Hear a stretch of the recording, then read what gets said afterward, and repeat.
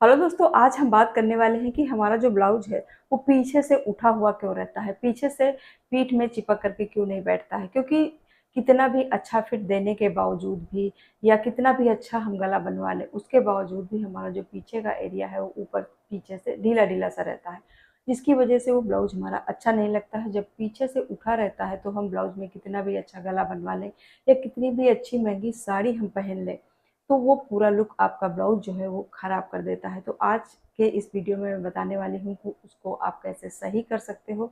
कुछ ऐसे 2-3 कारण हैं जिनकी वजह से वो पीछे से उठ जाता है। तो कारण के साथ-साथ हम इसका निवारण भी बताएँगे कि उसको आप घर में कैसे सही कर सकते हो।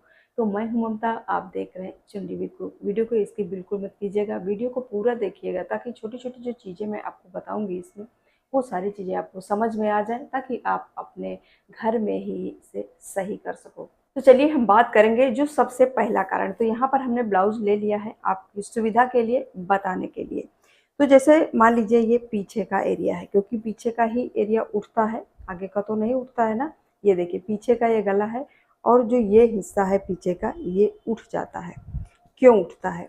क्योंकि कभी-कभी क्या होता है, जब हम इसको सिलते हैं घर में या फिर टेलर से भी सिलवाते हैं, तो ये उसमें क्या गलती हो जाती है, जैसे कि ये जो आगे का एरिया है, ये वाला, ये जो आगे का एरिया है और ये पीछे का है। तो जब हम इसको इस तरह से बैठालते हैं ना, इस तरह से आगे और पीछे को दोनों तरफ से आप इसको रख कर के देखिए। इस तरह से रख करके आपको देखना है। तो आगे का जो पट्टी है और ये पीछे की जो पट्टी है, ऊपर से इस तरह से पकड़ करके आपको देखना है कि ये कहीं से छोटा तो नहीं है। कभी-कभी पीछे का हिस्सा, ये पीछे का हिस्सा छोटा होने की वजह से ये ऊपर की तरफ खिंचाव मारता रहता है। जब ऊपर की तरफ खिंचाव मारेगा, तब यह आपका ब्लाउज ऊपर की तरफ ये ढीला हो जाता है ना, जब खिंचाव मारेगा, क्योंकि छोटा पहले से ही है।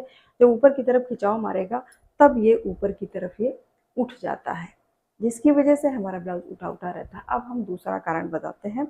दूसरा कारण ये हो जाता है कि जैसे कि हमारा ये ब्लाउज है, कमर से जब थोड़ा-सा ढीला हो जाता है, ढीले होने के साथ-साथ जैसे मान लीजिए ऐसे साड़ी का पल्लू लिया और पल्लू कई परत की साड़ी हो गई, तो साड़ी काफ़ी भारी हो जाती है जब, और कमर ढीली है थोड़ी-सी और पल्ला यहाँ पर ले लिया आपने, तो पल्ले का जो खिंचाव होता है जब हम पिन लगा लेते हैं, उसका खिंचाव होने की वजह से वो ब्लाउज हमारा आगे की तरफ खिंचता रहता है, वज़न की वजह से। और दूसरा ढीला है, तो ढीला है तो वो वज़न तो डालेगा ही डालेगा, इसलिए वो पीछे से वो घसीटता हुआ आगे की तरफ ले आता है और हमारा आगे का गला है जो काफ़ी बड़ा दिखने लगता है। ऐसा आपने देखा होगा, जब पीछे से ब्लाउज खिंचता है, उठता है, तब आगे का गला बड़ा हो जाता है और जो ये कंधे की सिलाई होती है ये भी लटक करके यहाँ आ जाती है। तो हमेशा याद रखिए, पीछे की पट्टी, पीछे का जो हिस्सा है आगे के हिस्से से बराबर होना चाहिए। ये इसकी नाप, ये कंधे से जहाँ से सिलाई होती है, इसको इस तरह से रख करके आपको देखना है कि आगे और पीछे दोनों बराबर होना चाहिए। जब बराबर होंगे तो वो खिंचाव नहीं मारेंगे और ऊपर से नहीं उठेगा। दूसरा कारण जो मैंने बताया कि कमर से ढीला नहीं होना चाहिए ब्लाउज। जब ढीला हो जाता है तब वो ऊपर की तरफ खिंचाव मारता है, जिसकी वजह से वो आगे की तरफ लटकता रहता है। तो इसके लिए आपको क्या करना है, जैसे मान लीजिए कभी-कभी हो जाता है ना, कभी थोड़ा-सा ढीला हो जाता है, तो उसके लिए यहाँ पर जब हम हुक फँसाने वाला बनाते हैं ना या बनवाते हैं ना, तो पहले तो नाप का होता है, ठीक है? मान लीजिए नाप से थोड़ा-सा ढीला है तो यहाँ पर 2-3 फँसाने वाले आप बना लीजिए। जिस जगह पर आपको सही फिट दे उस पर आप फँसा लीजिए। तो जब कमर ढीली नहीं होगी तो ऑटोमेटिक आपका ब्लाउज आगे की तरफ नहीं खींचेगा, आगे की तरफ नहीं खींचेगा तो पीछे से उठेगा भी नहीं। अब तीसरा कारण मैं बताने वाली हूँ, तीसरा कारण भी है जिससे हमारा ब्लाउज आगे की तरफ उठता है। जब हमारे आर्म होल थोड़ा-सा बड़े हो जाते हैं, जब बड़े हो जाते हैं तो ये ढीले भी हो जाते हैं। ढीले होने की वजह से जब हम साड़ी डालते हैं तो ढीले होने की वजह से, क्योंकि जब आर्म होल ढीले हो जाएँगे और हम साड़ी यहाँ पर डालेंगे, पिन लगाएँगे, तो वो ढीले होने की वजह से इस तरह से घूम जाते हैं, जिसकी वजह से ये पीछे का जो पार्ट है ब्लाउज का हमारा उठ जाता है। तो हमेशा जो आर्म होल है फिट रखिए। फिट रखने से भी हमारे पीछे का जो ब्लाउज उठता है वो नहीं उठेगा। नेक्स्ट कारण हम बताने वाले हैं कि देखिए, जैसे पीछे ये प्लेट्स होती है ना, पीछे सारे ब्लाउज में प्लेट्स पड़ती है।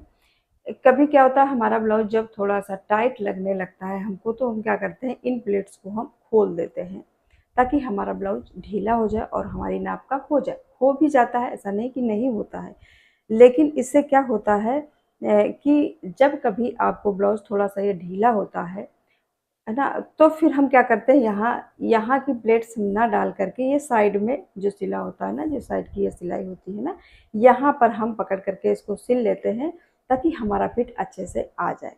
लेकिन ये चीज़ इसमें क्या होता है, इससे आपका ब्लाउज का फिट खराब हो जाता है, क्योंकि जो हमारी पीछे की प्लेट्स होती है ना, वो उसी हिसाब से बनी होती हैं, नीचे से चौड़ी होते हुए ऊपर की तरफ सकरी होते हुए आती हैं, तो हमारा जो बस्ट एरिया है वो अच्छे से फिट बना रहता है।